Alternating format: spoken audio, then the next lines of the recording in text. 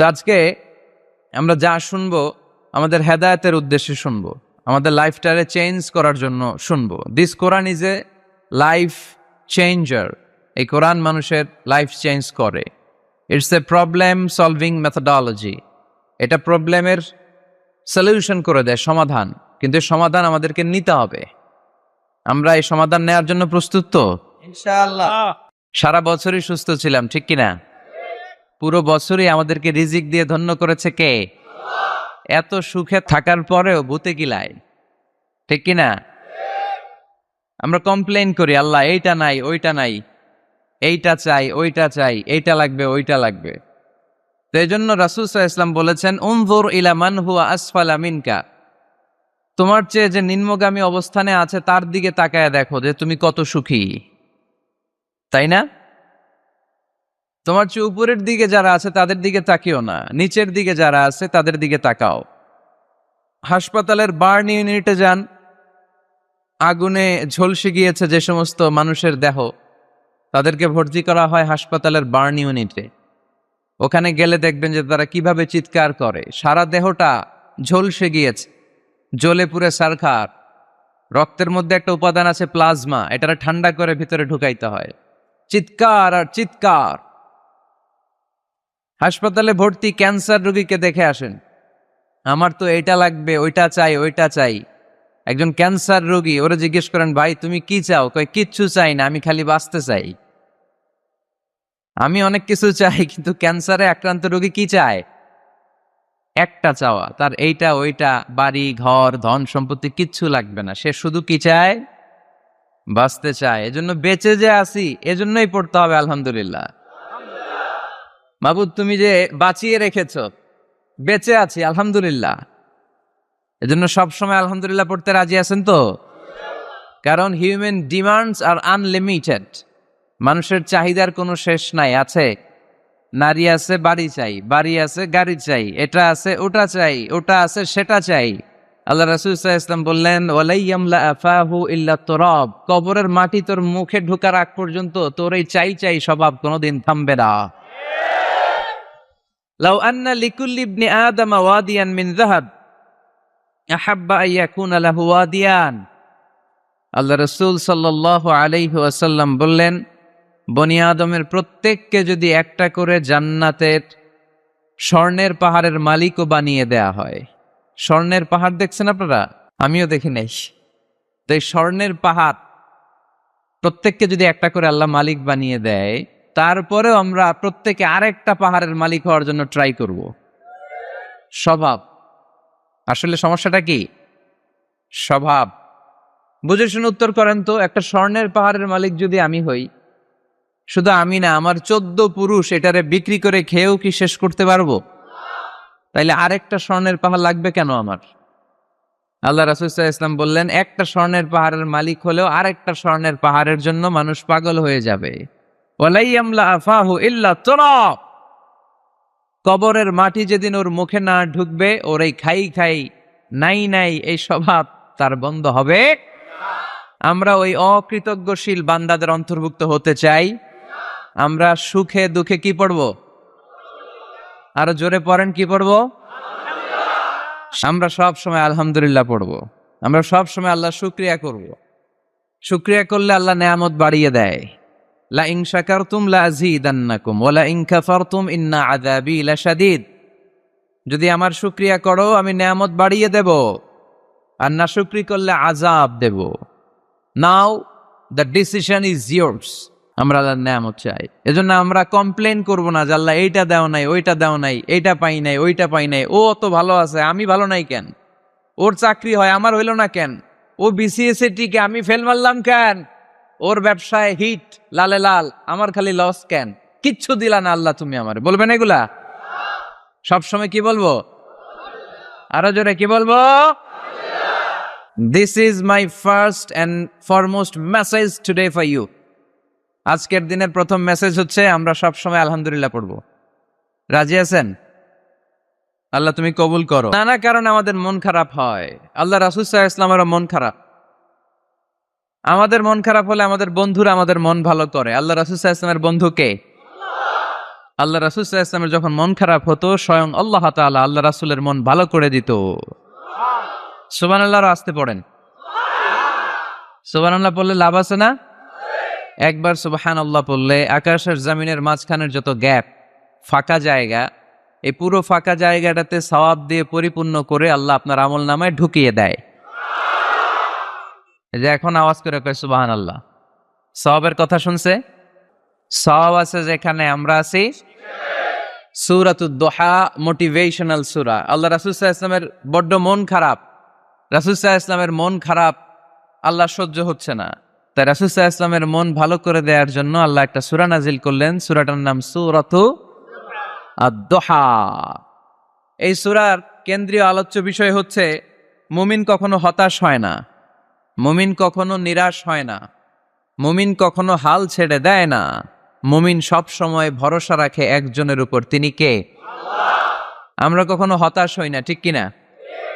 আমরা কখনো নিরাশ হই না, ঠিক কিনা? আমরা কখনো হাল ছেড়ে দেই না, আমরা ভরসা রাখি একজনের উপর, তিনি কে? আমাদেরকে রাস্তা দেখায় কে? এজন্য আমরা হাল ছেড়ে দেই না, আমরা নিরাশ হই না, আমরা হতাশ হই না, আমরা ভরসা রাখি একজনের উপর, তিনি কে? হ্যাঁ, এটা ঠিক। মাঝে মাঝে আমাদের জীবনে বিপদ আসে, পরীক্ষা আসে, মুসিবত আসে, এগুলো আসে আমাদেরকে শক্ত করার জন্য, ঠিক কিনা? আমাদের কোমরকে সোজা করার জন্য, আমাদের পায়ের নিচের মাটিকে শক্ত করার জন্য, প্রতিকূল পরিবেশে কি করে বীর দর্পে দাঁড়িয়ে থাকতে হয়, নিজের অস্তিত্বের প্রমাণ দিতে হয়, সেটা শিক্ষা দেবার জন্য। এজন্য মুমিনের হারাবার কিছু নেই। লা তাইয়াসু মির রাউহিল্লাহ, আল্লাহর রহমত থেকে নিরাশ হয়ো না। ইন্নাহু লা ইয়াইয়াসু মির রাউহিল্লাহি ইল্লাল কওমুল কাফিরুন, কাফের ছাড়া, মুশরিক ছাড়া, নাস্তিক ছাড়া, মুনাফিক ছাড়া কেউ কখনো আল্লাহর রহমত থেকে নিরাশ হয় না। আমরা সব সময় আল্লাহর রহমতের ভিখারি, আমরা সব সময় আল্লাহর রহমতের প্রত্যাশী, আমরা সব পরিস্থিতিতে ভরসা রাখি একজনের উপর, তিনি কে? আল্লাহ। তাহলে এটা হচ্ছে সেন্ট্রাল থিম, যে আমরা হতাশ হব না। Never lose hope, never be frustrated, never be upset. কখনো মন খারাপ করা যাবে না, আমরা আল্লাহর উপর ভরসা রাখি। এটা হচ্ছে কেন্দ্রীয় আলোচ্য বিষয়। এই সূরাটা নাজিলের একটা ব্যাকগ্রাউন্ড আছে। যেহেতু এটা মাক্কি সূরা, আল্লাহ রাসূল সাল্লাল্লাহু আলাইহি ওয়াসাল্লামের কাছে কোরআনের আয়াতগুলো নাজিল হতে শুরু করলো। রাসূল সাল্লাল্লাহু আলাইহি ওয়াসাল্লাম কোরআনের আয়াতগুলো প্রচার করতে শুরু করলো। যাই নাজিল হয় রাসূল সাল্লাল্লাহু আলাইহি ওয়াসাল্লাম কি গোপন করে রাখতেন? বা যা নাজিল হয়েছে তার অর্ধেক শোনাইতেন, বাকিটা শোনাইতেন না? এরকম? ইয়া আইয়ুহার রাসূল বাল্লিগ মা উনজিলা ইলাইক, হে নবী, হে রাসূল, যাই নাজিল হয় আপনি ছড়িয়ে দেন। রাসূল সাল্লাল্লাহু আলাইহি ওয়াসাল্লাম ছড়াইয়া দিতেন। যেটাই নাজিল হয় কাল বিলম্ব না করে বিশ্বনবী এই আয়াতের দাওয়াত দিতে শুরু করতেন। নাজিল হলো ইকরা বিসমি রাব্বিকাল্লাযী খালাক, খালাকাল ইনসানা মিন আলাক, ইকরা ওয়া রাব্বুকাল আকরামুল্লাযী আল্লামা বিল কলম, আল্লামাল ইনসানা মা লাম ইয়ালাম। পড়েন সুবহানাল্লাহ। নাজিল হলো, পড়ো তোমার রবের নামে যিনি শিখিয়েছেন। আমাদেরকে শিখিয়েছে কে? আমাদের সৃষ্টি করেছে কে? Read in the name of your lord who has created, পড়ো তোমার প্রভুর নামে যিনি শিখিয়েছেন। নাজিল হলো 5 আয়াত, আল্লাহ রাসূল সাল্লাল্লাহু আলাইহি ওয়াসাল্লাম পৌঁছে দিলেন। নাজিল হলো ইয়া আইয়ুহাল মুজাম্মিল কুমিল লাইলা ইল্লা কালিলা, বিশ্বনবী পৌঁছে দিলেন। নাজিল হলো ইয়া আইয়ুহাল মুদ্দাসসির কুম ফাআনজির, পৌঁছে দিলেন। যাই আসে পৌঁছে দিতেন, যাই আসে পৌঁছে দিতেন। কিন্তু হঠাৎ করে ওহী আসার ধারাবাহিকতা হুট করে বন্ধ হয়ে গেল, ওহী আর আসে না। ফলে রাসূল সাল্লাল্লাহু আলাইহি ওয়াসাল্লাম নতুন কোন কোরআনের আয়াত মক্কাবাসীদেরকে শোনাতে পারে। মক্কাবাসীরাও এসে রাসূল সাল্লাল্লাহু আলাইহি ওয়াসাল্লামকে খোঁচায়, বলে কি মুহাম্মদ, কিছু বলো না যে, নতুন কিছু শোনাও না যে, এতদিন তো অনেক পটপট করছো, অনেক কথা শোনাইছো, কই তোমার সেই কথা? রাসূল সাল্লাল্লাহু আলাইহি ওয়াসাল্লাম বলতে পারেন না। কেমনে বলবে? উনি কি মন গড়া কিছু বলে? ওমা ইয়ানতিকু আনিল হাওয়া ইন হুয়া ইল্লা ওয়াহয়ুই ইউহা, মন গড়া তিনি কিছু বলেন না, মন মস্তিষ্ক প্রসূত কোনো কথা তিনি জাতির কাছে পেশ করেন না।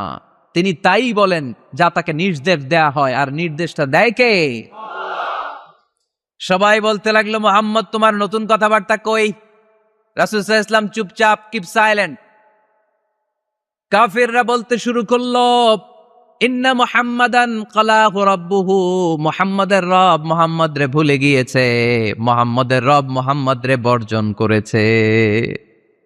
তাই তো নতুন কিছু আসে না। মুহাম্মদ তোমার দিন শেষ, তোমার কাছে আর আসবে না ওহী। রাসূল সাল্লাল্লাহু আলাইহি ওয়াসাল্লাম খুব টেনশন শুরু করে দিলেন। আবু লাহাবের স্ত্রী উম্মে জামিল বলতে শুরু করলো, ইন্না শাইতানাকা কাদ তারাকাক, হে মুহাম্মদ তোমার শয়তান তোমারে তরক করছে। নাউজুবিল্লাহ পড়েন। শয়তান দ্বারা উম্মে জামিল সাইয়েদনা জিবরাইল আলাইহিস সালামকে বুঝিয়েছেন। তিনি বুঝিয়েছেন যে মুহাম্মদ, জিবরাইল তোমার কাছে আসে না, শেষ, তোমার দিন শেষ, তোমার খেলা শেষ, আর আসবে না। রাসূল সাল্লাল্লাহু আলাইহি ওয়াসাল্লাম নিজেও ভয় পেয়ে গেলেন। ঘটনা কি? আমার কোনো ভুল হচ্ছে না তো? আমি কোনো অন্যায় করে ফেললাম না তো? আল্লাহ আমার উপর নাখোশ হলেন না তো? আমরাও মাঝে মাঝে এরকম ফ্রাস্ট্রেশনে ভুগি না? কিরে, আল্লাহ বোধহয় আমারে পছন্দ করে না, এত দোয়া করি, আল্লাহ মনে হয় আমার দোয়া কবুল করে না, আল্লাহ মনে হয় আমারে চায় না, আল্লাহ মনে হয় আমারে ভালোবাসে না। তা না হলে আমার দোয়া কবুল হয় না কেন? আমি এত দুঃখী কেন? রাসূল সাল্লাল্লাহু আলাইহি ওয়াসাল্লাম ঠিক একই টেনশনে পড়লেন, ঠিক একই ডিলেমায় পড়লেন, ঠিক একই পেরেশানিতে ভুগলেন। কিরে, ওহী নাজিল হয় না কেন? আমাকে নিয়ে কাফির মুশরিকরা বেদিনরা ঠাট্টা বিদ্রুপ করে, উপহাস করে, কিন্তু আল্লাহ তাআলা কোনো ওহী নাজিল করে না। ঘটনা কি? আমার ভুল হলো না তো? আল্লাহ আমার উপর নাখোশ হলেন না তো? টেনশন। রাসূল সাল্লাল্লাহু আলাইহি ওয়াসাল্লাম টেনশনে ভুগছেন। ইন দ্য মিন টাইম আল্লাহ রাসূল সাল্লাল্লাহু আলাইহি ওয়াসাল্লামের টেনশন দূর করে দিয়ে আল্লাহ রাসূল সাল্লাল্লাহু আলাইহি ওয়াসাল্লামের মন ভালো করে দেওয়ার জন্য এই সূরা দোহা নাজিল করলেন কে?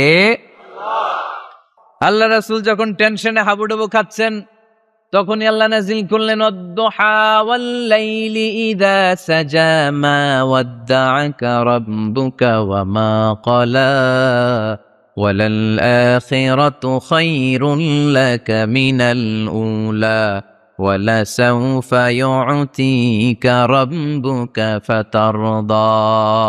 সুবহানাল্লাহ পড়েন। আল্লাহ নাজিল করলেন ওয়াদ-দুহা ওয়াল-লাইলি ইযা সাজা। দোহা মানে আলো। দোহা মানে কি? সকালের আলো, প্রভাতের সূর্য কিরণ। আলো মানে আশার আলো, সম্ভাবনার আলো। আলো বললেই মনের মধ্যে একটা সাহস জাগে না? আর অন্ধকার বললেই ভয় লাগে না? আমাদের ছোট্ট বাচ্চারা বাসার ভিতরে অন্ধকার হইলে ভয় পায় না? তার মানে অন্ধকার হচ্ছে ভয়ের প্রতীক, আর আলো হচ্ছে আশার প্রতীক। সুবহানাল্লাহ পড়েন। রাসূল সাল্লাল্লাহু আলাইহি ওয়াসাল্লামকে সান্ত্বনা দেওয়ার জন্য আল্লাহ দুইটা শপথ করলেন। চিল্লায় বলতে হবে কয়টা? এক হচ্ছে আলোর শপথ, আরেক হচ্ছে অন্ধকারের শপথ। এক হচ্ছে, আরেক হচ্ছে ওয়াদ-দুহা, দোহার শপথ, প্রভাতের সূর্য কিরণের শপথ। ওয়াল-লাইলি ইযা সাজা, নিঝুম নিস্তব্ধ রাতের শপথ। আল্লাহ তাআলা আলো আর অন্ধকারের শপথ দিয়ে মূলত ওহী আশা আর না আশাকে বুঝিয়েছেন। সুবহানাল্লাহ পড়েন। আলোকে আল্লাহ তাআলা ওহীর উপস্থিতির সাথে তুলনা করেছেন। অন্ধকারকে রাব্বুল আলামিন এই সূরার মধ্যে ওহীর অনুপস্থিতিকে বুঝিয়েছেন। আল্লাহ বুঝাতে চাইলেন, নবী আমি আপনারে ভুলি নাই। কেমন করে আমি আপনারে ভুলি? আপনি আমার হাবিব, ঠিক কি না? আপনি আমার খলিল না, আপনি আমার হাবিব। খলিল মানেও বন্ধু, হাবিব মানেও বন্ধু। ইব্রাহিম আলাইহিস সালাম ছিলেন খলিল, আর আল্লাহ রাসূল ছিলেন হাবিব। খলিলও বন্ধু, হাবিবও বন্ধু, কিন্তু খলিল মানে এমন বন্ধু যে বন্ধু আল্লাহরে খুশি করার জন্য কাজ করে, আর হাবিব মানে এমন বন্ধু যেই বন্ধুরে খুশি রাখার জন্য আল্লাহ নিজেই কাজ করে। কি কাজ করলেন হাবিবরে খুশি রাখার জন্য? আজকে সব আমরা শুনবো। আল্লাহ বললেন ওয়াদ-দুহা ওয়াল-লাইলি ইযা সাজা, আলোর শপথ, অন্ধকারের শপথ। দোহা মানে আলো, প্রভাতের আলো। আলো দিয়ে আল্লাহ বুঝাইলেন এটা হচ্ছে ওহী। আর ওয়াল-লাইলি ইযা সাজা, রাতের শপথ দিয়ে বুঝালেন এটা ওহীর অনুপস্থিতি। আল্লাহ বুঝাতে চাইলেন, নবী ওহী আসা না আসা দুইটাই আপনার জন্য দরকার। আমি আপনারে ভুলি নাই, আমি আপনারে বর্জন করি নাই, অসম্ভব। আমি আপনার উপর গোসা হই নাই, রাগ হই নাই। আমি ইচ্ছা করেই আপনার একটু বিশ্রামের সুযোগ দেওয়ার জন্য ইচ্ছা করে ওহী পাঠানো বন্ধ রেখেছি। কারণ ওহী রিসিভ করা সাধারণ কোনো বিষয় না। আল্লাহ বলেন, ইন্না সানুলকি আলাইকা কওলান সাকিলা। ও নবী, এটা একটা ভারী বাণী, এটা শক্তিশালী বাণী, এটা একটা পাওয়ারফুল মেসেজ, এটা যেন তেন কোনো বাণী নয়। কোরআনের বাণীটা কার? সব সময় যদি নবী আমি ওহী পাঠাই আপনার কষ্ট হয়ে যাবে। আমরা সপ্তাহে সরকারি চাকরি যারা করেন 7 দিনে কাজ করেন কয়দিন? হ্যাঁ, 5 দিন। ছুটি কয়দিন? তো পুরা সপ্তাহ 7 দিনে যদি কাজ থাকতো করতে পারতেন? কথা বলেন। আবার 7 দিনে যদি ছুটি থাকতো ভাল লাগতো? আল্লাহ বুঝাতে চাইলেন নবী লাগাতার যদি ওহী নাজিল করি, এটা রিসিভ করা, এই দাওয়াতটা যথাযোগ্য মর্যাদায় পৌঁছে দেয়া, এটা আপনার জন্য কষ্ট হয়ে যাবে। কারণ ওহী এটা সাধারণ কোনো বাণী নয়, এই বাণীটা কার? আল্লাহ রাসূল যখন ঘোড়ার উপরে কিংবা ওটের উপরে থাকা অবস্থায় কোরআনের আয়াত নাজিল হতো ওনার উপর, কোরআনের ভারে, কোরআনের পাওয়ারে ওটের পা গুলো, ঘোড়ার পা গুলো মরুভূমির বালির মধ্যে দেবে যেত। এত পাওয়ারফুল বাণী। লাউ আনজালনা হাযাল কুরআনা আলা জাবাল লারাআইতাহু খাশিআম মুতাসাদ্দিআম মিন খাশিয়াতিল্লাহ। হে নবী, কোরআনকে আপনার কাছে না পাঠিয়ে পাহাড়ে নাজিল করলে, মাউন্ট এভারেস্টে নাজিল করলে, তুর পাহাড়ে নাজিল করলে, আল্পস পর্বতমালায় নাজিল করলে, আলাস্কা মাউন্টেন রেঞ্জ এটার উপর নাজিল করলে, এই ময়মনসিংহের গারো পাহাড়ের উপর নাজিল করলে, মুহূর্তে এই পাহাড়গুলো ভেঙে চুড়ে চুরমার হয়ে খান খান হয়ে যেত। তার মানে এই বাণীটা কি হালকা না শক্ত? ওটের উপর থাকা অবস্থায় যখন কোরআন নাজিল হতো ওটের পা দেবে যেত। ঘোড়ার উপর থাকা অবস্থায় কোরআন নাজিল হলে ঘোড়া বসে যেত। শীতের রাতে কোরআন নাজিল হলে আম্মাজান আয়েশা বলেন আমরা কম্বল গায়ে দিয়ে কাঁপতাম। ওয়া ইন্না জাবিনাহু লা ইয়াতাফাসসাদু আরাকান, রাসূল সাল্লাল্লাহু আলাইহি ওয়াসাল্লামের দাড়ি আর থুতনি বেয়ে ঝরঝর করে ঘাম ঝরতো। এক সাহাবীর মাথার মধ্যে পা রেখে বিশ্বনবী শুয়ে আছেন, ঘন্টাখানিক শুয়ে থাকলেন। সাহাবী বলে আমার ব্যথা লাগে না। বিশ্বনবী শুয়ে আছেন, হঠাৎ করে বিশ্বনবী ঘুম থেকে জাগলেন, কিন্তু এই সাহাবীর রানের উপর থেকে মাথা তোলেন নাই। ইন দ্য মিন টাইম কোরআনের আয়াত নাজিল হওয়া শুরু হলো। সাহাবী বলেন 1 ঘন্টা শুয়ে আছে আমি টের পাই না, কিন্তু যখন কোরআনের আয়াত নাজিল হলো মনে হলো উহুদ পাহাড়টা আমার পায়ের উপরে চেপে বসেছে। ঘন্টাখানিক শুয়ে আছে বিশ্বনবী সাইয়েদনা যায়েদ রাদিয়াল্লাহু তাআলা আনহুর রানের মধ্যে মাথা রেখে, উনি টেরই পাচ্ছেন না। কিন্তু ইন দ্য মিন টাইম হঠাৎ করে সাইয়েদনা জিবরাইল কোরআনের আয়াত নিয়ে আসলেন। বিষ্ণু ইসা ইসলাম কোরআনের আয়াত রিসিভ করতে শুরু করলেন। যখনই কোরআনের আয়াত নাজিল হলো সাহাবী বলেন বিশ্বনবীর মাথার ওজনটা এত বেড়ে গেল আমার মনে হচ্ছে মুহূর্তের মধ্যে আমার পায়ের রান ফেটে খান খান হয়ে যাবে। তার মানে এই কোরআনের মধ্যে পাওয়ার আছে না নাই? এটা কি হালকা বাণী না ভারী বাণী? প্রতিদিন যদি এই ভারী ভারী কথা বিশ্বনবীর কাছে রিসিভ হয়, বিশ্বনবী এই ওহির ভার স্নায়ুতে সহ্য করতে পারবে? আল্লাহ বলেন নবী আপনার কষ্ট হচ্ছে, এটা দেখে আমি ইচ্ছা করে ইন্টেনশনালি ইচ্ছা করে আপনার বিশ্রাম আর রেস্টের ব্যবস্থা রাখার জন্য কয়েকদিন ইচ্ছা করে ওহী নাজিল বন্ধ রেখেছি। কাফিররা বলে আমি আপনারে ভুলে গেছি। নো, নেভার, অসম্ভব। আপনি আমার হাবিব, আপনারে ভুলে যাওয়া আমার পক্ষে অসম্ভব। আমি আপনার উপর রাগ করি নাই, আমি ইচ্ছা করে ওহী নাজিল না করে আপনার কিছুদিনের জন্য ছুটি আর বিশ্রামের ব্যবস্থা করে দিয়েছে। চিল্লায় পড়েন সুবহানাল্লাহ। এজন্য আল্লাহ শপথ করে বললেন ওয়াদ-দুহা ওয়াল-লাইলি ইযা সাজা মা ওয়াদ্দা'আকা রাব্বুকা ওয়া মা ক্বালা। আলোর শপথ, অন্ধকারের শপথ। তারপরে বিশ্বনবীরে রব্বুল আলামিন 3টা কনফার্মেশন শোনালেন। কয়টা? প্রথমে 2টা ওথ, মানে 2টা শপথ, তারপরে 3টা কনফার্মেশন, তারপরে 3টা রিমাইন্ডার, এন্ড ফাইনালি 3টা ওয়ার্ক প্ল্যান, মানে কর্মসূচি। বাংলায় বললে প্রথমে আল্লাহ 2টা শপথ করেছেন, তারপরে 2টা কনফার্মেশন করেছেন, মানে আমি আপনাকে কনফার্ম করলাম যে এগুলো আমি আপনাকে দেব। তারপরে 3টা রিমাইন্ডার দিয়েছেন, নবী আগে আপনারা কি দিছি শোনেন। আর সর্বশেষ আল্লাহ তাআলা বিশ্বনবীকে 3টা ওয়ার্ক প্ল্যান দিয়েছেন, মানে কর্মসূচি। চিল্লায় পড়তে হবে সুবহানাল্লাহ। কনফার্মেশন নাম্বার 1, মা ওয়াদ্দা'আকা রাব্বুকা ওয়া মা ক্বালা। ও নবী চিন্তা করবেন না, আমি আপনারে ভুলি নাই, আমি আপনারে বর্জন করি নাই। কাফেররা যে বলে আমি আপনারে ছেড়ে দিয়েছি, ভুলে গিয়েছি, নো, আমি আপনারে ভুলি নাই, আপনারে ভুলা আমার পক্ষে সম্ভব না। সুবহানাল্লাহ পড়েন। 2 নাম্বার কনফার্মেশন আল্লাহ বললেন ওয়ালাল আখিরাতু খায়রুল লাকা মিনাল উলা। পড়েন ওয়ালাল আখিরাতু খায়রুল লাকা মিনাল উলা। ও নবী দুনিয়ার জীবনের চাইতে আখিরাতের জীবন আপনার জন্য শ্রেষ্ঠ। কিন্তু আমরা দুনিয়ার পিছনে পড়ে থাকি। আল্লাহ বললেন ওয়ালাল আখিরাতু, অবশ্যই আখিরাত খায়রুল লাকা, আপনার জন্য উত্তম, মিনাল উলা, এই দুনিয়ার চেয়ে, and verily indeed the hereafter is far better for you than this দুনিয়া। অবশ্যই অবশ্যই এই দুনিয়ার ক্ষণস্থায়ী জীবন আপনার জন্য উত্তম নয়, আখিরাত এই দুনিয়ার চেয়ে 1000 গুণ বেশি উত্তম। চিল্লায় কোন সুবহানাল্লাহ। আবার আরেক আয়াতে আল্লাহ বললেন বাল তুসিরুনাল হায়াতাদ দুনিয়া ওয়াল আখিরাতু খায়রুন ওয়া আবাকা। তোমরা এই দুনিয়ার জীবনকে প্রাধান্য দিয়ে থাকো, কিন্তু দুনিয়াটা শ্রেষ্ঠ নয়, আল্লাহর কাছে আখিরাত হলো শ্রেষ্ঠ, আখিরাত হলো স্থায়ী। সুবহানাল্লাহ পড়েন। তাহলে প্রথমে কনফার্ম করলেন নবী নো টেনশন, নো টেনশন, আমি আপনার সাথে আছি। আল্লাহ যদি সাথে থাকে আর কিছু লাগে? 2 নাম্বার কনফার্মেশন। আচ্ছা, আমরা মাঝে মাঝে মেসেজ পাঠালে মেসেজ পৌঁছলো কিনা কনফার্মেশন আছে না? কনফার্মেশন মেসেজ পাঠায় না? একটা টপ আপ করলাম বা ইন্টারনেটের প্যাকেজ নিলাম, এটা অ্যাক্টিভ হলো কিনা একটা কনফার্মেশন মেসেজ আসে না? প্রথম কনফার্মেশন, নবী আমি আপনার সাথে আছি। দ্বিতীয় কনফার্মেশন, নবী এই দুনিয়ায় সাময়িক কিছু কষ্ট করেন, কিন্তু আখিরাতে আপনার জন্য কল্যাণ রেখে দিয়েছে কে? 3 নাম্বার কনফার্মেশন, আল্লাহ বললেন ওয়ালা সাউফা ইউতিকা রাব্বুকা ফাতারদা। ও নবী আমি আপনার সাথে আছি, আখিরাতকে আপনার জন্য সাজিয়ে প্রস্তুত করে রেখেছি, আর এই দুনিয়ার বুকে এমন এমন জিনিস আমি আপনারে দান করব, এগুলো পেয়ে দুনিয়ায় আপনি খুশি হয়ে যাবে।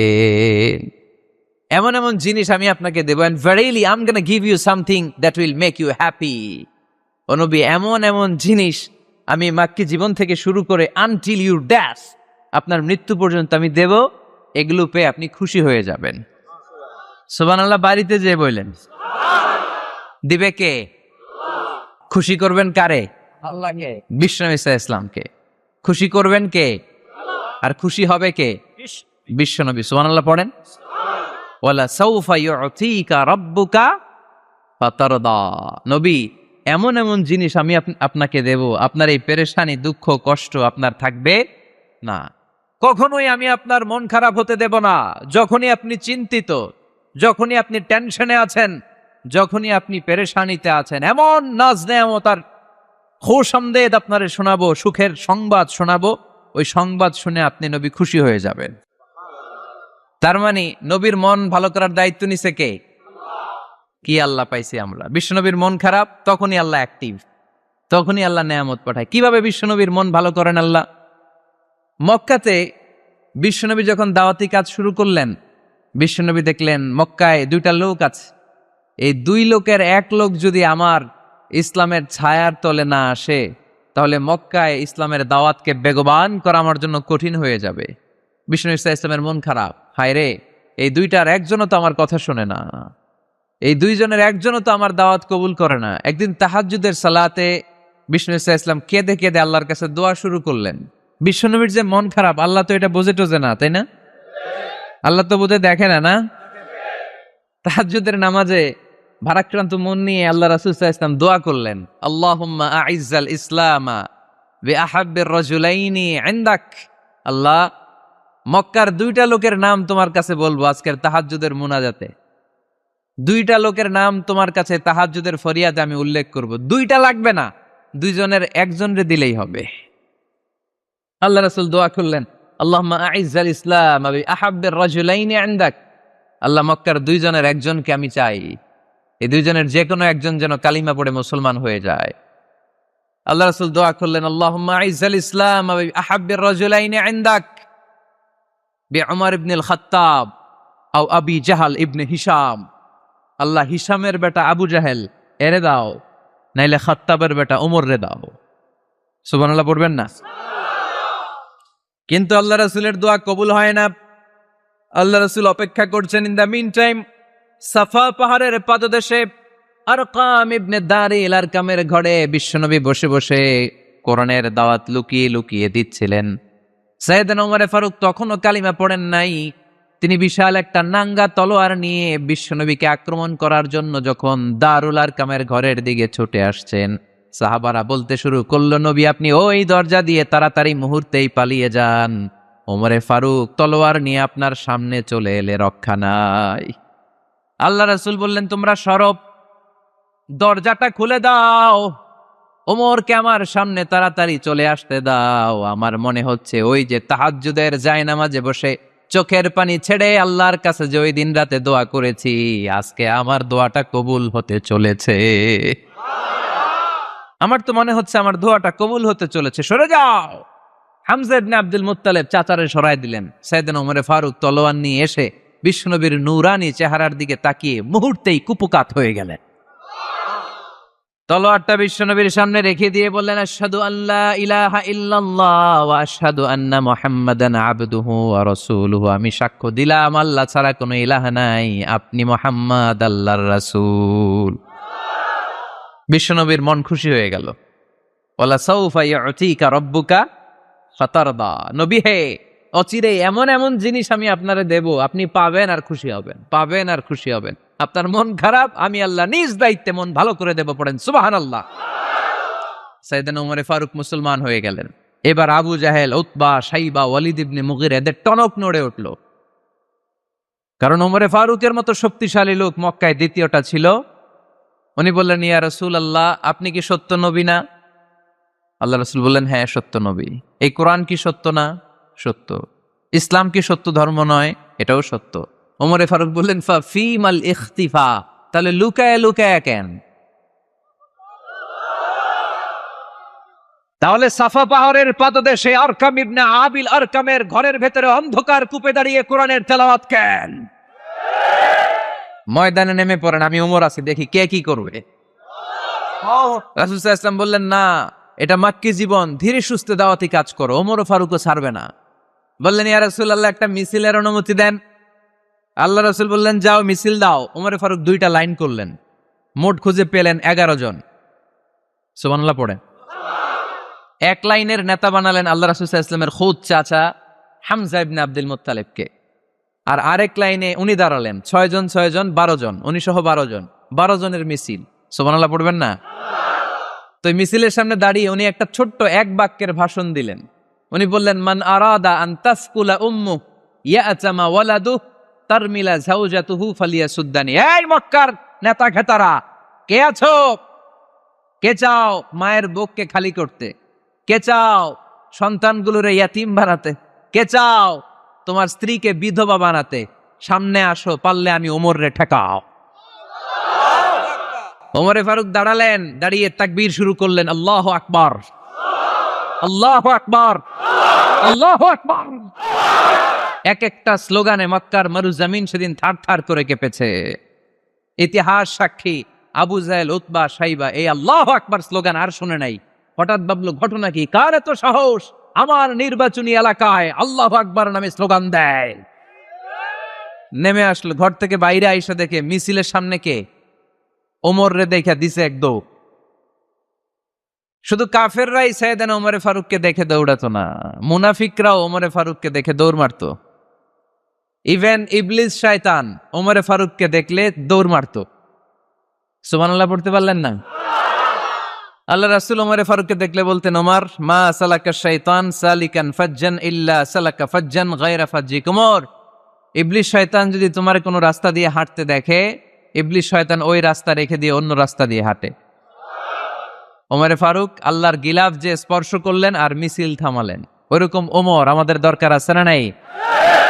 বিশ্বনবী বললেন, লা নাবিয়্যা বা'দি ওয়ালা রাসূলা, আমার পরে কোনো নবী নাই, কোনো রাসূল নাই, তবে আমার পরে যদি কেউ নবী হতো, লাউ কানা বা'দি নাবিয়্যুন লাকানা উমর, আমার পরে যদি নবী হওয়ার যোগ্যতা কারো থাকে, আমার প্রাণের সাহাবা ওমরের ওই যোগ্যতা আছে। প্রভু তুমি বলেছ রাসূল দেবে না, বলনি দেবে না ওমর, বলনি দেবে না হামজা তারিক, খালিদ বিজয় সমর। প্রভু তুমি বলেছ রাসূল দেবে না, বলনি দেবে না ওমর, বলনি দেবে না হামজা তারিক, খালিদ বিজয় সমর। প্রভু তুমি বলেছ রাসূল দেবে না। সুবহানাল্লাহ পড়েন। ওইরকম একটা ওমর হইলে আমাদের জন্য এনাফ। ওই একটা ওমরের অপেক্ষায় বসে আছে গোটা মুসলিম উম্মাহ। চিল্লায় বলো ঠিক কিনা? ওমরে ফারুক কালিমা পড়ে মুসলমান হয়ে গেলেন, বিশ্বনবী খুশি হয়ে গেলেন। ওয়ালা সাউফা ইউতিকা রাব্বুকা, আল্লাহ বললেন নবী, যখনই আপনার মন খারাপ, যখনই আপনি পেরেশানিতে ভুগবেন, যখনই আপনি টেনশন করবেন, তখনই আপনার মন ভালো করে দিবে কে? আল্লাহর ঘোষণা, and verily Allah gonna give you something that will make you happy, এমন জিনিস আমি দেব, আপনি খুশি হয়ে যাবেন। আল্লাহ রাসূল সাল্লাল্লাহু আলাইহি ওয়াসাল্লাম দাওয়াত দিতে দিতে তায়েফ চলে গেলেন। তায়েফ নাম শুনেছেন? মক্কা থেকে 80 মাইল দূরে। আমি গিয়েছি কয়েকবার। ঠান্ডা এলাকা, 6000 ফিট উঁচু, মেঘ নেমে আসে। তায়েফে গেলে কেউ বিশ্বাসই করবে না এটা সৌদি আরবের অংশ। বৃষ্টি হয়, কি হয়? চাষাবাদ হয়, অনেক ফলমূল আর শাকসবজি পাওয়া যায়। আল্লাহ রাসূল সাল্লাল্লাহু আলাইহি ওয়াসাল্লাম 80 মাইলের মরুর পথ পাড়ি দিলেন। আমাদের মতো প্রাইভেট কারে চড়ে গেছিলেন, তাই না? আহা, এই লম্বা মরুর পথ, তপ্ত মরুভূমি, সূর্যের প্রচন্ড তাপ উপেক্ষা করে তায়েফে গেছিলেন জমির মামলার মীমাংসা করতে। কি করতে? তায়েফবাসীদেরকে দাওয়াত দেওয়ার জন্য। আল্লাহ রাসূলের নিজের কোনো স্বার্থ ছিল? কথা কয় না। তায়েফবাসীদেরকে জাহান্নামের আগুন থেকে বাঁচানোর জন্য, তায়েফবাসীরা যাতে মাইন না খায়। আহা, কি নবী ছিল! সে কোন বন্ধু বল বেশি বিশ্বস্ত,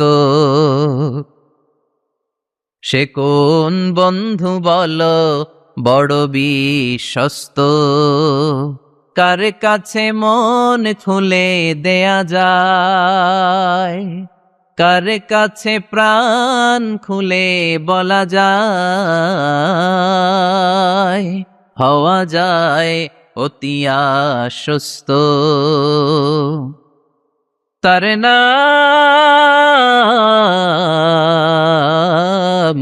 আহমদ, বড় বিশ্বস্ত। সুবহানাল্লাহ পড়ে। কি দিল দরিয়া নবী ছিলেন, রাহমাতাল লিল আলামিন। I have sent you as a mercy for the entire universe. নবী হে, আমি আপনাকে গোটা বিশ্বের জন্য রহমত করে প্রেরণ করেছি। কোন সুবহানাল্লাহ। রহমতের নবী, দয়ার নবী, দাওয়াত দেওয়ার জন্য 80 মাইলের লম্বা মরুর পথ পাড়ি দিয়ে তায়েফের ময়দানে যখন ছুটে যায়, তায়েফের ছেলেরা বিশ্বনবীর দাওয়াত তো কবুল করেই নাই, বরং বিশ্বনবীর অপমান করেছে, বিশ্বনবীকে লাঞ্ছিত করেছে, বিশ্বনবীর সাথে মারপিট করেছে, বিশ্বনবীর গায়ে পাথর মেরেছে। এই সুশ্রী দেহটা বেয়ে বেয়ে ঝরে ঝরে বিশ্বনবীর গা থেকে টপ টপ করে তায়েফের জমিনে তাজা লাল খুন ঝরেছে। গিয়েছে তায়েফবাসীদের বাঁচানোর জন্য, নিজের কোনো স্বার্থ নাই। তায়েফবাসীরা যেন জাহান্নামের আগুনে না জ্বলে, কিন্তু তায়েফবাসীরা বিশ্বনবীর আঘাত করেছে। তিনটা জায়গায় আমি দেখে এসেছি, জায়গাগুলা তিনটা জায়গায় বিশ্বনবীকে আহত করা হয়েছে।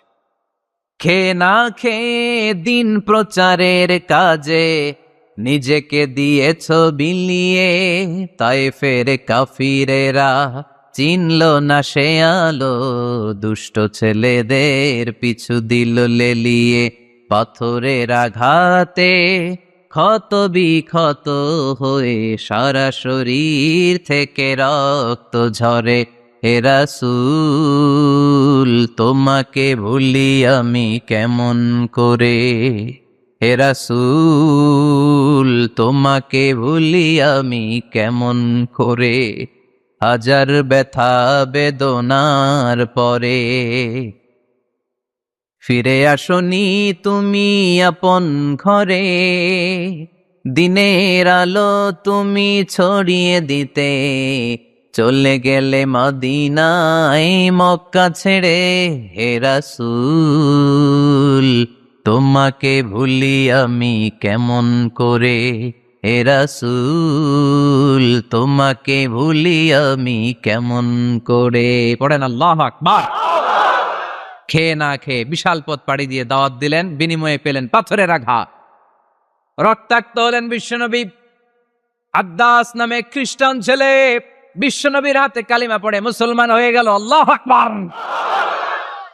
বিশ্বনবী খেজুর বাগানে ঢুকলেন, গা দিয়ে ঝর ঝর ঝর ঝর করে রক্ত বয়ে যায়। সাইয়েদনা যায়েদ রাদিয়াল্লাহু তাআলা আনহু পানি নিয়ে আসলেন। বিশ্বনবী ওযু করলেন, ফজরের নামাজে দাঁড়িয়ে লম্বা কেরাত পড়লেন। কেরাত শেষে বিশ্বনবী বসে আছেন, মন খারাপ। কার মন খারাপ? 80 মাইলের পথ পাড়ি দিয়ে আসলাম, মিশন তো সাকসেসফুল হয় নাই, কেউ তো কালিমা পড়ে নাই, আরো আমার পিছু লেগেছে, আহত করেছে আমাকে। বিষ্ণুনবীর মন খারাপ, এত কষ্ট করে এত ভালো মন নিয়ে এত সুন্দর করে দাওয়াত দিলাম, কেউ দাওয়াত শুনলো না। বিষ্ণুনবীর মন খারাপ, আর এই দৃশ্য আরশের উপর থেকে দেখে কে? আল্লাহ বললেন, নবী আপনার মন খারাপ, আপনার যখনই মন খারাপ তখনই আমার সাহায্য আছে না নাই? ওয়ালা সাউফা ইউতিকা রাব্বুকা ফাতারদা। আল্লাহ জানিয়ে দিলেন, নবী আপনি জানেন না, আপনি দেখেন নাই, ফজরের লম্বা কোরআনের তেলাওয়াত যখন আপনি করছিলেন, আপনার পিছন দিয়ে একদল জিন চলে যাচ্ছিল। জিন কারা যাচ্ছিল? এই জিন জাতি বিশ্বনবীর তেলাওয়াত শুনে থমকে দাঁড়িয়েছে। কিরে, এত সুন্দর বাক্য তো জীবনে শুনি নাই, এত সুন্দর কথামালা, শব্দের ব্যঞ্জন, ভাষার মাধুর্য, অলংকার কখনো তো শুনি নাই। এটা তো কোনো মানুষের বানানো কথা হতে পারে না, এটা মন্ত্র হতে পারে না, এটা কবিতা হতে পারে না, এটা নিশ্চয় আল্লাহর বাণী। ইন্না সামি'না কুরআনান আজাবা ইয়াহদি ইলার রুশদি ফাআমান্না বিহি। নিশ্চয় আমরা আজীব কোরআন শুনেছি, শুধু শুনেই ক্ষান্ত থাকবো না, যেই কোরআন শুনেছি ওই কোরআনের উপর বিশ্বাস এনে আমরা জিনেরা মুসলমান হয়ে গেলাম। তারা তাদের এলাকায় যে দাওয়াত দিতে শুরু করলো। এই দৃশ্য বিশ্বনবী দেখছে নাকি? বিশ্বনবী তো তেলাওয়াত করতেছে ফজরের নামাজে। বিশ্বনবীর যখন মন খারাপ, আল্লাহ জানিয়ে দিলেন, নবী মন খারাপের কারণ নাই, দিতে আসছিলেন দাওয়াত দৃশ্যমান জাতিকে, মানে মানুষকে, কিন্তু এদের উপর যদিও দাওয়াত ফলপ্রসূ হয় নাই, অদৃশ্যমান এক জাতি, জিন জাতি আপনার মুখনিসৃত কণ্ঠে সুন্দর তেলাওয়াত শুনে পুরো জিন জাতি কালিমা পড়ে মুসলমান হয়ে গেছে। ওয়ালা সাউফা ইউতিকা রাব্বুকা ফাতারদা। নবী যেখানেই আপনি পেরেশান, যেখানেই আপনার মন খারাপ, ওখানেই মন ভালো করে দিবে কে? আল্লাহ রাসূল সাল্লাল্লাহু আলাইহি ওয়াসাল্লামের প্রিয়তমা স্ত্রী খাদিজাতুল কুবরা আত-তাহেরা রাদিয়াল্লাহু তাআলা আনহা ইন্তেকাল করলেন। রাসূল সাল্লাল্লাহু আলাইহি ওয়াসাল্লামের হৃদয়টা ভেঙে খান খান হয়ে গেল। চাচা আবু তালেব ইন্তেকাল করলেন, হৃদয়টা ভেঙে খান খান হয়ে গেল। চারদিক থেকে শত্রুতা বাড়তে শুরু করলো, কোন দিক থেকে সাহায্য নাই। বিশ্বনবী আবার পেরেশান, কই যাব, কোথায় গেলে আশ্রয় পাবো? আমার তো কেউ নাই, কেউ আমার দুনিয়ায় বেঁচে নাই। প্রাণাধিক প্রিয় স্ত্রী খাদিজাতুল কুবরা দুনিয়া ছেড়ে বিদায় নিল। যেই চাচা আমার শেল্টার দিয়ে রাখতো কাফেরদের হাত থেকে, চাচাও চলে গেল। এখন আমি কই যাব? আল্লাহ বললেন, কই যাবেন? জায়গা পান না, আমার আরশে চলে আসেন, আমার আরশে চলে আসেন। সুবহানাল্লাযী আসরা বিআবদিহি লাইলাম মিনাল মাসজিদিল হারামি ইলাল মাসজিদিল আকসা। সুবহানাল্লাহ পড়েন। সাইয়েদনা জিব্রাইলকে দিয়ে আল্লাহ সারপ্রাইজ দিলেন তার নবীকে। কি দিলেন? সারপ্রাইজ শব্দটার সাথে পরিচিত না আমরা? হঠাৎ করে কাউকে এমন কিছু দেখালাম বা দিলাম সে কল্পনাও করে নাই। সাইয়েদনা জিব্রাইল মারফত আল্লাহ তাআলা তার প্রিয় হাবিবকে সারপ্রাইজ দিলেন। তিনি তার চাচাতো বোনের ঘরে শুয়েছিলেন, হঠাৎ করে সাইয়েদনা জিব্রাইল ঘরের ছাদকে উঠিয়ে ফেললেন, বিশ্বনবীকে শাঁ করে নিয়ে হাতিমে শুইয়ে দিলেন, গলার এখান থেকে নাভি পর্যন্ত ছিঁড়ে ফেললেন। এটাকে বলে ওপেন হার্ট সার্জারি, শাক্কে সাদর, সিনা চাক করলেন। আল্লাহ রাসূলের হৃদয় বের করে জামজামের পানি দিয়ে ধৌত করলেন। হৃদয়ে নূর, ঈমান, হিকমা, প্রজ্ঞা দিয়ে হৃদয়টারে আবার পরিপূর্ণ করলেন, আবার সেলাই করে দিলেন। তারপরে সরাসরি এখান থেকে বাইতুল মাকদাস, ওখান থেকে আল্লাহর আরশে নিয়ে গেলেন। আল্লাহ সাউফা ইউতিকা রাব্বুকা ফাতারদা। নবী, এমন এমন জিনিস আমি আপনারে দেব, আপনি তো নিয়ে কুল পাবেন না। যখনই আপনার মন খারাপ, তখনই আমার দেয়া নেয়ামত আপনার জন্য আছে না নেই? মেরাজে চলে গেলেন, রবের সাথে সাক্ষাৎ করে দুনিয়ায় আসলেন। আসার পরে মক্কার লোকেরা আবার বিশ্বনবীকে হত্যার ষড়যন্ত্র শুরু করে দিল। বিশ্বনবী ডানে যাওয়ার জায়গা পায় না, বায়ে যাওয়ার জায়গা পায় না, সামনেও যেতে পারে না, পেছনেও যেতে পারে না। আল্লাহ বললেন, নবী এই এলাকায় আর থাকার দরকার নাই, আপনি মদিনায় চলে যান। তবা, তয়বা, মদিনাতুন নবী, পবিত্র শহর, যে শহরের মাটিতে বরকত, যে শহরের বালুতে বরকত। চিল্লায় পড়েন সুবহানাল্লাহ। বিশ্বনবী আল্লাহ তাআলার আদেশে এই কষ্টকর পরিস্থিতি থেকে উত্তরণের জন্য মক্কা থেকে মদিনায় গেলেন। মদিনায় যাওয়ার সাথে সাথে লোকজন গাইতে শুরু করলো, তালাআল বাদরু আলাইনা মিন সানিয়াতিল ওয়াদা ওয়াজাবা শুকরু আলাইনা ما دعا لله دا أيها المبعوث فينا جئت من أمر المطاع جئت شرفت المدينة مرحبا يا خير دار সবাই পড়েন طلع البدر علينا من ثنيات الوداع وجب الشكر علينا ما دعا لله دا সুবহানাল্লাহ পড়েন। মক্কায় অত্যাচার, মক্কা থেকে গেলেন, সবাই ফুল নিয়ে দাঁড়ায় আছে আর পড়তে আরম্ভ করছে তলা আল বদ্রু আলাইনা। আবার বৃদ্ধ বনিতা, মদিনার ছোট বড় মাঝারি নারী পুরুষ কেউ বাদ যায় নাই, সবাই বিষ্ণু ইসলামকে ওয়েলকামিং রিসেপশন দেওয়ার জন্য চলে এসেছে। এই দৃশ্য দেখে বিশ্বনবীর মন খারাপ ছিল, আবার মন ভালো হয়ে গেল। এজন্য আল্লাহ বললেন ওয়াদ-দুহা ওয়াল-লাইলি ইযা সাজা মা ওয়াদ্দা'আকা রাব্বুকা ওয়া মা ক্বালা ওয়ালাল-আখিরাতু খায়রুল লাকা মিনাল উলা ওয়ালাসাউফা ইউ'তিকা রাব্বুকা ফাতারদা। সুবহানাল্লাহ পড়েন আওয়াজ করে। ওয়ালাসাউফা ইউ'তিকা রাব্বুকা ফাতারদা। হে নবী, এমন এমন জিনিস দিব আপনি খুশি হয়ে যাবেন, খুশি হয়ে যাবেন।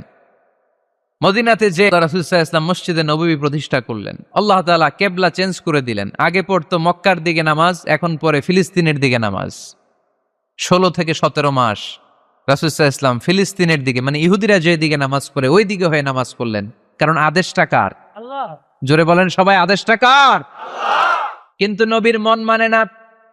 নবীর মনে বড্ড আশা, আমার জন্মস্থান, আমার প্রিয় শহর মক্কার কাবা ঘরের দিকে যদি আমি সেজদা দিতে পারতাম আমার বড্ড ভাল লাগতো। কারণ কাবা আমার জন্মস্থান, মক্কা আমার জন্মস্থান, আমার বংশের গোড়া, আমার আদি পিতা ইসমাইল ইব্রাহিম এই কাবা ঘর নির্মাণ করেছে। তাই প্রত্যেকটা নামাজের পরে বিশ্বনবী আকাশের দিকে তাকায়, মনে মনে ভাবে কাবা যদি চেঞ্জ হয়ে যেত, কিবলা যদি আল্লাহ পরিবর্তন করে দিত কতই না ভালো হতো। নামাজ শেষে বিশ্বনবী দুঃখ নিয়ে উপরে তাকায়, আল্লাহ তো আর দেখে টেকে না, তাই না? দেখে দেখে। আল্লাহ বলে কাদ নারা তাকাল্লুবা ওয়াজহিকা ফিস সামাই। ও নবী, আপনি যে আকাশের দিকে তাকিয়ে মন খারাপ করে মনে মনে বিড়বিড় বিড়বিড় করে কি কি বলেন সব আমি জানি, সব আমি দেখি। ফাওয়াল্লি ওয়াজহাকা শাতরাল মসজিদিল হারাম। আর দেরি নয়, আর কাল বিলম্ব নয়, যেখানে ফিরে আপনার সেজদা দিতে মনে চায় আজ থেকে ওই কাবার দিকে আপনার কিবলা আমি মুহূর্তেই পরিবর্তন করে দিলাম গো নবী। নবীর যেটা মন চাইতেছে আল্লাহ ওইটাই দিতেছে। সুবহানাল্লাহ পড়েন। এজন্যই বলেছি খালিল মানে এমন বন্ধু যেই বন্ধু আল্লাহরে খুশি করার জন্য কাজ করে, আর হাবিব মানে এমন বন্ধু যেই বন্ধুরে খুশি করার জন্য আল্লাহ নিজেই কাজ করে। কোন সুবহানাল্লাহ। ফাওয়াল্লি ওয়াজহাকা শাতরাল মসজিদিল হারাম। মসজিদে হারামের দিকে মুখ ঘুরান নবী, মুখ ঘুরান। আপনার দুঃখ আমার সহ্য হয় না, যেদিকে আপনার নামাজ পড়তে মনে চায় ওই কাবার দিকেই পড়েন, চিল্লায় কোন সুবহানাল্লাহ। এভাবে যত জায়গায় নবী চিন্তিত, নবীর চিন্তা দূর করে দিছে কে? আল্লাহ রাসূল এই কোরআন থেকে জানতে পারলেন আগের নবীরা হায়াত পেয়েছে 1000 বছর, 2000 বছর। আগের নবীর উম্মতেরা হায়াত পেয়েছে 800 বছর, 1200 বছর। আমাদের নবী পৃথিবীতে বেঁচে ছিলেন কয় বছর? সবাই বলেন। এবং সুনানে তিরমিজির হাদিস, আল্লাহ রাসূল সাল্লাল্লাহু আলাইহি ওয়াসাল্লাম বলেছেন আমারু উম্মতি মা বাইনা আস-সিত্তিন ইলা 70। আমার উম্মতের গড় বয়স হবে 60 থেকে 70। ওয়া আকাল্লুহুম মা ইয়াজুজু যালিক। এর চেয়ে বেশি হায়াত পাবে হাতে গোনা অল্প কয়েকজন। বেশিরভাগই 60-70-এর মধ্যে মরে শেষ, ঠিক কিনা? এখন আমাদের সমাজের কি অবস্থা? এটাই তো। কত কত বাঁচে? 100 বয়স হয়েছে এরকম কে কে আছেন দেখি? আচ্ছা 80 বছর কার আছে দেখি? 80 পাওয়া যাবে বোধহয় দুই একটা। ওই যে মাশাআল্লাহ মাশাআল্লাহ মাশাআল্লাহ, এই চাচারা আছে, আল্লাহ কবুল করুক, আল্লাহ আরো হায়াত বাড়ায় দেখ। 50 আছেন কে কে দেখি? 50 অনেক অনেক, হাত নামান হাত নামান। অনেক হায়াত পাইছেন আপনারা, আল্লাহ আরো হায়াত দেখ, আরো হায়াত দাস করুক পরে, আমিন। আমার উম্মতি মা বাইনা 60 ইলা 70। আমার উম্মতের গড় বয়স হবে 60 থেকে এই কথা শোনার পরে বিশ্বনবী আবার কাঁদতে শুরু করলেন। কারণ বিশ্বনবীর টেনশন হচ্ছে, আগের উম্মতের হায়াত পাইছে বেশি, আবাদত করছেও, আমার উম্মত হায়াত পাইছে কম, আবাদতের সুযোগও। হায় রে, আমার উম্মতের কি হবে, আমার উম্মতের কি হবে? এই নবী তো এমন নবী, সব নবীকে আল্লাহ একটা দোয়া করার সুযোগ দিয়েছিলেন, যে দোয়াটা করা মাত্রই কবুল। এটাকে আরবিতে বলে দাওয়া মুস্তাজাবা, লিকুল্লি নবিয়িন দাওয়া মুস্তাজাবা। সব নবীকে আল্লাহ একটা করে দোয়া করার সুযোগ দিয়েছে, আর এই দোয়াটা করা মাত্রই কবুল। আর সব নবীরা দুনিয়াতেই ওই দোয়া করে ফেলেছে। আল্লাহ রাসূল সাল্লাল্লাহু আলাইহি ওয়াসাল্লাম বলেছেন, ওয়া ইন্নী আখতাবিউ দাওয়াতি শাফাআতান লি উম্মতি ইয়াউমাল কিয়ামা। ওই দোয়াটা আমি দুনিয়ায় করি নাই, ওই দোয়াটা আমি তোমাদের জন্য কিয়ামতের ময়দানে যাতে তোমাদেরকে সুপারিশ করে জান্নাতে ঢুকাতে পারি, ওই জন্য রেখে দিয়েছি। আহা, কত কষ্টে বিষ্ণু ঈসা ইসলাম ছিলেন, খাবার ছিল না, পেটে পাথর বেঁধেছেন। যদি বলতেন আল্লাহ ওই দোয়াটা করলাম, আপনি খাবার দেন, জান্নাতের খাবার পাঠাই দিত কে? উহুদের ময়দানে দাঁত ভেঙেছেন, রক্ত ঝরেছে, যদি দোয়াটা করতেন মুহূর্তে বিজয় দিত কে? কোন পরিস্থিতিতে ওই দোয়াটা বিশ্বনবী করছেন? রেখে দিয়েছে। দেখেন, অন্য নবীর সাথে আমার নবীর অ্যাটিটিউডে পার্থক্য। অন্য নবীরাও চাইলে রাখতে পারতো এদের উম্মতের জন্য, না, বিপদের দিনে ওটা কাজে লাগাই ফেলছে। প্রত্যেক নবী একটা করে দোয়া করার সুযোগ পেয়েছিল, যে এই দোয়াটা করা মাত্রই কবুল। সব নবীরা দুনিয়াতেই শেষ, একমাত্র শুধুমাত্র কেবলমাত্র আমার আর আপনার নবী ছাড়া রেখে দিয়েছেন তিনি, রেখে দিয়েছেন ওই দোয়া আমাদের জন্য, আমার জন্য, আপনার জন্য, আমাদেরকে বাঁচানোর জন্য ওই দোয়া রেখে দিয়েছে। চিল্লায় বলেন ঠিক কিনা? রেখে দিয়েছেন। কাঁদতে লাগলেন, আল্লাহ, আগের উম্মতেরা হায়াত পেয়েছে 1000 বছর, ইবাদত করেছে বেশি, আমার উম্মতেরা 60 আর 70-এর মাঝখানে মরলে এদের নসিবে কি হবে? আমার উম্মতের তো ইবাদতের সংখ্যা কম। আবার কান্না শুরু করলেন, মন খারাপ, আল্লাহ দেখে। নবীর যে মন খারাপ আল্লাহ দেখে। আল্লাহ নাজিল করলেন, ইন্না আনজালনাহু ফি লাইলাতিল কদরি ওয়া মা আদরাকা মা লাইলাতুল কদর লাইলাতুল কদরি খায়রুম মিন আলফি শাহর। সুবহানাল্লাহ পড়েন।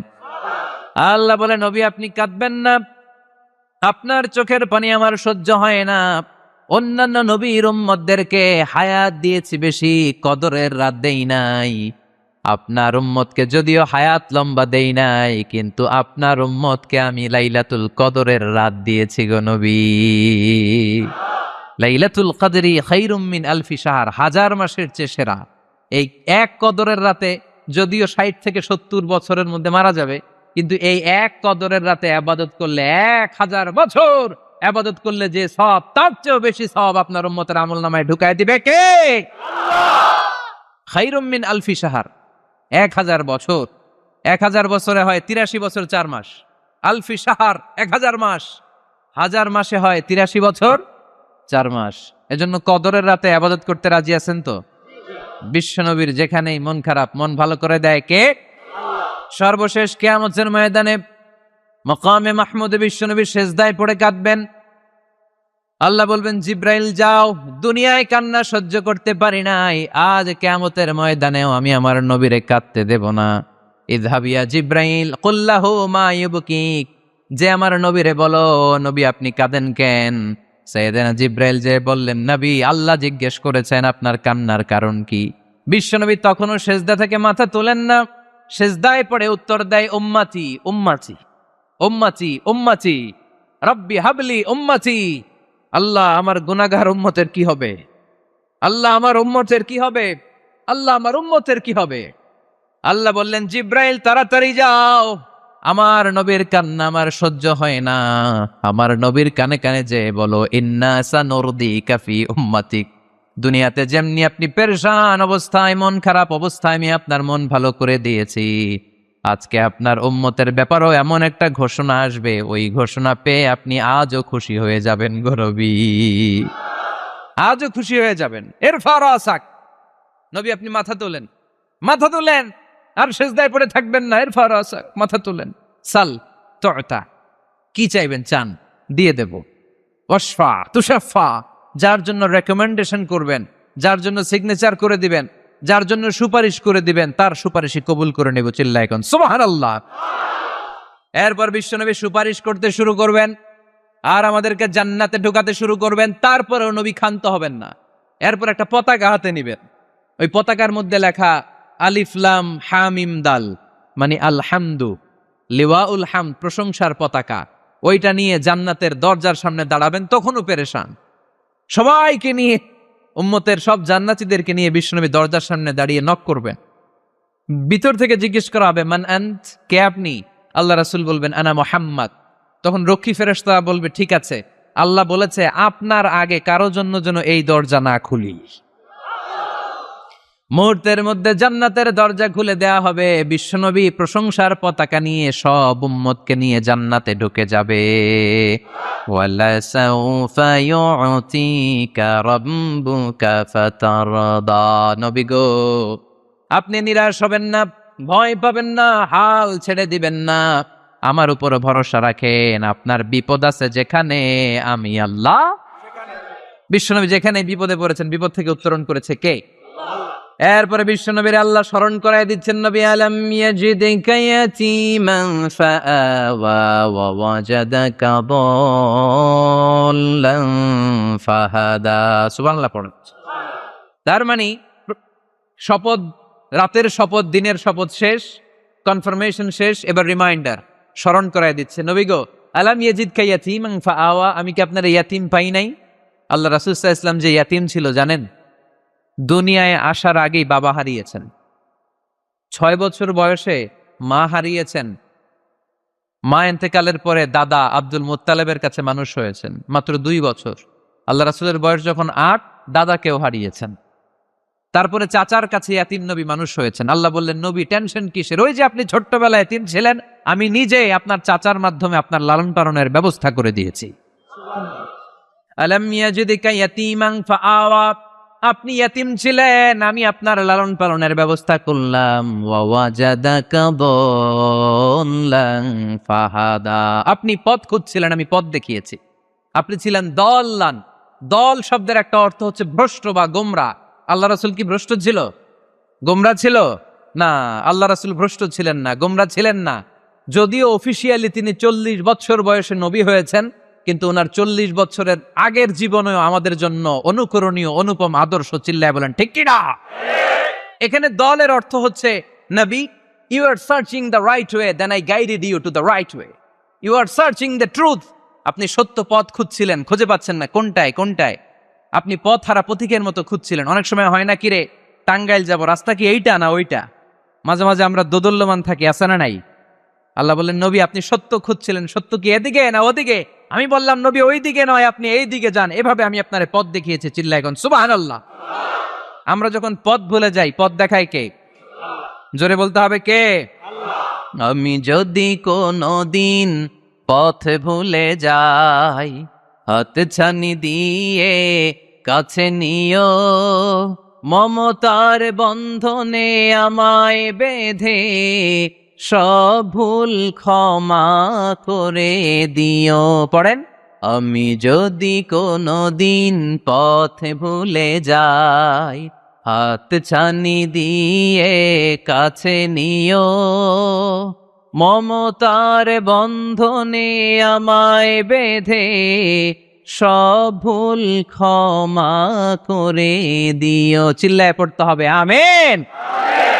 এটা কিন্তু একটা দোয়া, যদি আল্লাহ পথ ভুলে যাই পথ দেখায় দিও। প্রতিদিনই কিন্তু এই দোয়াটা পড়ি সূরা ফাতিহায়, ইহদিনাস সিরাতাল, সবাই বলেন ইহদিনাস সিরাতাল। ও আল্লাহ, show us the right path, show us the correct path, show us the straight path. আল্লাহ সোজা রাস্তা দেখান, যে রাস্তা শুরু হয়েছে দুনিয়ায়, ঢুকে গিয়েছে জান্নাতে। ও জাদাকা দাল্লান, আপনি পথ খুঁজছিলেন, আমি আপনার পথ দেখিয়েছি। ওয়া জাদাকা আইলান ফাআগনা, আপনি ছিলেন নিঃস্ব, আমি আপনাকে ধনাঢ্য বানিয়েছি। তাফসিরে এসেছে ফাআগনা বিখাদিজা, আমি খাদিজার সাথে বিয়ে পড়াইয়া দিয়ে আপনারে ধনী বানাইয়া দিছি। আল্লাহ রাসূল সাল্লাল্লাহু আলাইহি ওয়াসাল্লাম খাদিজা রাদিয়াল্লাহু তাআলা আনহার ব্যবসায় কাজ করতেন। আল্লাহ রাসূল সাল্লাল্লাহু আলাইহি ওয়াসাল্লামের আমানতদারিতায় মুগ্ধ হয়ে আম্মাজান খাদিজা বিয়ের প্রস্তাব পাঠালেন। বিয়ে হয়ে গেল, আরশের উপর থেকে আল্লাহ সাইয়েদানা খাদিজাকে সালাম পাঠালেন। আর সাইয়েদাতুনা খাদিজা বললেন, নবী, আজ থেকে আমার সম্পদ বলে কোনো কথা নাই, সব সম্পদ আপনার পায়ের সামনে আমি ঢেলে দিলাম। আপনার যা মনে চায় এটা দিয়ে করেন, ইসলামের দাওয়াত দেন। ফাগনা বি খাদিজা, খাদিজার সাথে বিয়ে করিয়ে দেওয়ার মাধ্যমে আল্লাহ রাসূলকে ধনী বানায় দিল কে? তার মানে 3টা রিমাইন্ডার দিলেন। 1 নম্বরে আপনি এতিম ছিলেন, লালন পালনের ব্যবস্থা করলাম। আপনি পথ খুঁজছিলেন, আমি আপনার সঠিক পথের দিশা দিয়ে দিলাম। আপনার টাকা পয়সা ছিল না, আমি আল্লাহ আপনারে ধনী বানিয়ে দিলাম। সুবহানাল্লাহ পড়েন। এবার 3টা কর্মসূচি কয়টা? আওয়াজ করে বলতে হবে, কয়টা? 1 নম্বর কর্মসূচি, ফাআম্মাল ইয়াতীমা ফালা তাকহার। নবী হে, খবরদার এতিমদেরকে ধমক দিবেন না, এতিমদেরকে তাড়িয়ে দিবেন না, কারণ আপনি নিজেই তো এতিম ছিলেন, ঠিক কিনা? এজন্য রাসূল সাল্লাল্লাহু আলাইহি ওয়াসাল্লাম এতিমের দরদ বুঝতো বেশি, সব সময় এতিমদেরকে আদর করত। আর যারা এতিমদেরকে আদর করে তাদেরকেও আল্লাহ রাসূল পছন্দ করতেন বেশি। পড়েন সুবহানাল্লাহ। আপনারা ইয়েতিমদেরকে লালন পালন করেন, কয়েকজন ইয়েতিমের দায়িত্ব নিয়েছেন, বা ইয়েতিমখানায় সম্পদ দান করেন, সাদাকা করেন, এরকম কে কে আছেন দেখি? মাশাআল্লাহ, আল্লাহ তুমি কবুল করো। হাত নামান। ইয়েতিমদেরকে দান করবেন, তাদের ওখানে সাদাকা করবেন। আল্লাহ রাসূল বলেছেন, আনা ওয়া কাফিলুল ইয়াতীমি কাহাতাইন। খেয়াল করেন আমার আঙ্গুলের দিকে, আনা ওয়া কাফিলুল ইয়াতীমি কাহাতাইন। আমি আর ইয়েতিমের রক্ষণাবেক্ষণকারী কিয়ামতের দিন প্রতিবেশীর মতো পাশাপাশি থাকবো। এক সাহাবী এসে বললেন, ইয়া রাসূলুল্লাহ, আমার হৃদয়টা বড্ড শক্ত, হৃদয় নরম হয় না, চোখ দিয়ে পানি নামে না, কি করব? ইয়াশতাকি কসওয়াতাল কলব। আল্লাহ রাসূল বললেন, হৃদয় নরম করতে চাও? ইরহামিল ইয়াতীম, এতিমের উপর রহম করো। ওয়ামসাহ রাসা, এতিমের মাথায় হাত বুলিয়ে দাও। ওয়া আতঈমহু মিন তাআমিক, তুমি যা খাও সেখান থেকে এতিমের সাথেও খাবার শেয়ার করো। তালিনু কলবুক, তোমার হৃদয়টারে নরম করে দিবে কে? এজন্য যাদের চোখ দিয়ে পানি আসে না, হৃদয় বড্ড শক্ত, কবে যে লাস্ট কাঁদছিলেন ভুলে গেছেন, এরকম আছে না নাই? শেষ কবে যে কাঁদছিলাম মনে নাই, চোখ দিয়ে পানি নামে না, হৃদয় শক্ত। এতিমের মাথায় একটু হাত বুলাইয়ে দিয়েন, এতিমখানায় একটু সম্পদ পাঠিয়ে দিয়েন, ওদের সাথে বসে একটু খাবার দাবার খাইয়েন, আপনার হৃদয়টারে নরম করে দিবে কে? এই বাংলার জমিনে অনেক লোক আছে এতিমের সম্পদ খেয়ে মেরে দেয়, আছে না নাই? আল্লাযীনা ইয়াকুলুনা আমওয়ালাল ইয়াতামা যুলমান ইন্নামা ইয়াকুলুনা ফী বুতুনিহিম নারা ওয়া সায়াসলাউনা সাঈরা। আল্লাহ বললেন, খবরদার এতিমের সম্পদ মেরে দিও না। যারা এতিমের সম্পদ অন্যায়ভাবে ভক্ষণ করেছো, তার সম্পদ খাও নাই, পেটে আগুন ঢুকিয়েছো, কিয়ামতের দিন ওই আগুনের মধ্যেই থাকবা, ঠিক কি না?